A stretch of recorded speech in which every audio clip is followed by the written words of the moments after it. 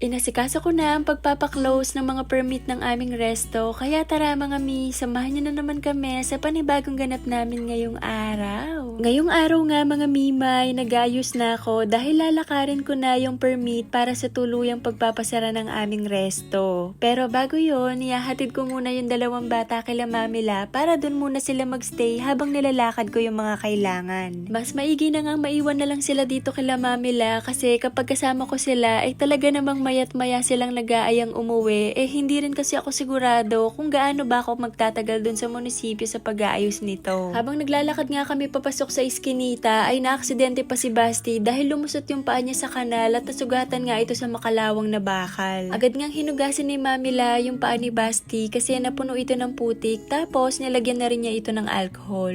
Nung una, akala namin gasgas lang yung nangyari sa kanya pero sobrang nag-alala ako dahil nakita ko na may sugat siya na medyo malalim. Kaya ang sabi ko, kailangan ko talaga siyang paturukan ng anti-tetano para maging safe siya kasi sobrang makalawang talaga yung takip ng kanal plus sobrang dumi ng laman nung nasa kanal. Bago ko nga din siya dalhin sa doktor, inuna ko muna yung pagpapasara ng business namin kasi Thursday ngayon at last day ng office kasi mag-Holy Week kaya kailangan ko na talagang matapos ito. Iniwan ko nga muna sila saglit at pagdating ko nga sa sasakyan, chinek ko nga muna yung mga documents na kailangan kung nakumpleto ko na lahat ito. Nung nakaraan, pumunta na ako sa barangay para kumuha ng barangay business closure dahil isa to sa mga requirements na kailangan bago ito mapasara sa munisipyo at nagbayad ako ng 300 pesos para doon. At nung nakumpleto ko na nga lahat ng kailangan ay pumunta na ako sa munisipyo at sakto naman nakakaunti na lang yung tao sa one-stop business center nila kaya naman pagdating ko ako na agad yung susunod. Ibinigay ko na nga lahat ng mga documents na kailangan tulad ng barangay business closure, gross income, valid ID, tapos kailangan namang i-surrender yung business permit at saka yung business permit plate, sanitary permit at yung fire certificate. Ang dami nga ding nag-comment dun sa recent vlog ko na baka hindi daw namin pinag-aralan yung itinayo namin business pero sa totoo lang pinag-isipan namin ito, pinaghirapan at dumaan din ito sa feasibility study bago pa namin ito sinimulan. Pinag-aralan din namin ng mabuti yung target market, yung location, tapos chinek din namin yung competitor analysis kung ano ba yung wala sa kanila na kaya naming ibigay pati yung sales and expenses projections. Nag-compute din kami ng break-even point at alam namin kung ilang orders ang kailangan maibenta sa isang araw para lang mabayaran yung renta at kuryente. Ang naging challenge lang talaga ay yung inflation sa presyo ng raw materials namin tulad ng mga noodles at syempre yung biglang pagtaas ng fixed cost na hindi naging balanse sa volume ng foot traffic na umaakyat sa second floor. At sa totoo lang, maganda rin naman talaga yung location namin dahil malapit kami sa isang university, public high school at elementary school. Tapat pa ito ng public market kaya mataas talaga yung foot traffic lalo na tuwing umaga at pagdating naman sa hapon at gabi madami ring tao dahil may mga tusok-tusok at food stall sa paligid. Malapit din ito sa simbahan at may tinatayong hospital sa area na magdadagdag pa ng tao sa lugar. Nung una pa lang na nirentahan namin ang space na to, alam na namin yung risk kasi nga nasa second floor siya kaya pinag-aralan namin kung paano pa rin magiging viable ang negosyo kahit nasa ganitong location. Bago kami nangupahan dito, meron na ring coffee shop at milk tea shop sa parehong floor at okay naman so far yung takbo nila bago kami nag-open ng business namin doon kahit nasa second floor sila. Kaya confident kami na may potential din yung negosyo namin lalo na kung maayos naman yung serbisyo at yung marketing. At sa everyday may sales din naman kami, may araw na maganda at may araw din naman na medyo mahina pero tuloy-tuloy yung customers at hindi naman kami zero. Kaya lang malaki din yung overhead expenses namin tulad ng renta, kuryente, tubig at sweldo. Ganun talaga siguro yung pagbibusiness, may mga bagay na hindi mo talaga kontrolado. Natutunan ko na kahit gaano kakahanda at gaano mo kaplanado yung lahat, ay may mga bagay pa rin na hindi mo talaga hawak. Ang importante, ang dami kong natutunan sa experience ko na to at babaunin ko ito sa susunod naming business venture at sabi nga nila